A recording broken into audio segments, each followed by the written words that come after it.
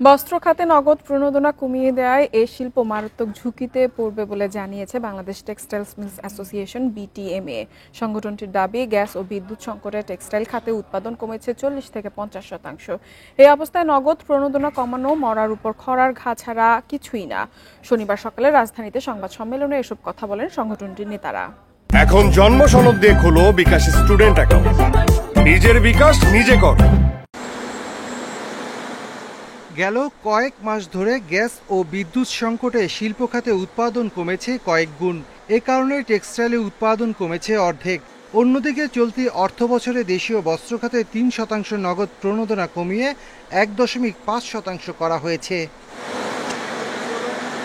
সংবাদ সম্মেলনে সংগঠনের সভাপতি বলেন, বৈশ্বিক সংকট ও নানাবিধ সমস্যার কারণে মারাত্মক ঝুঁকিতে বস্ত্রশিল্প। বলেন, এমনিতে ঋণে অতিরিক্ত সুদ, ডলার সংকট, এলসির জটিলতা সহ নানা সমস্যায় আছে বস্ত্রশিল্প। একদিকে আমার বিদ্যুৎ নাই, জ্বালানি নাই, ব্যাংকে আমার ইডিএফ ফান্ড নাই, অন্যদিকে আমার উৎপাদন আমরা পুরো যেতে পারছি না।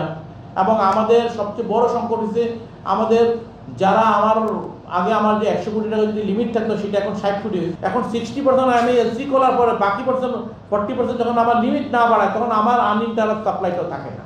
তাহলে আমরা কোথায় গিয়ে দাঁড়াই বলেন? বিটিএমএর নেতারা বলেন, এই শিল্পকে টিকিয়ে রাখতে নগদ প্রণোদনা ও নীতি সহায়তা প্রয়োজন। স্বল্পোন্নত দেশ থেকে উত্তরণের নামে প্রণোদনা কমানো এই শিল্পের জন্য হুমকির কারণ হতে পারে বলে জানান তারা। আমাদের পাওয়ারের সাবসিডি দেখ, আমাদের বিদ্যুতের দেখ, আমাদের আনইন্টারাপ্ট জ্বালানি দেখ, আমরাও তো বলি না আমরা সহায়তা চাচ্ছি না, আমরা এটার পক্ষে না, কিন্তু আমাদেরকে একটা লং টাইম এখনই প্রোগ্রাম দিয়ে দেয় সরকার। আজকে বলুক 2024 সালে যে 29 সালের পর থেকে আপনাদেরকে আর কোনো নগদ ডাইরেক্ট সহায়তা দেওয়া হবে না, বিকল্প কিভাবে এই সেক্টরকে বাঁচানো যায় আসেন আমরা আলোচনায় বসি। চোরাই পথে কাপড়ের অনুপ্রবেশ বন্ধ করার পাশাপাশি বস্ত্রশিল্পের উন্নয়নে সমন্বিত পদক্ষেপ নেওয়ার তাগিদ দেন বস্ত্র কারখানার মালিকরা। 5% interest subsidy for 7 years. Shafil Alam Sujan, independent news, Dhaka.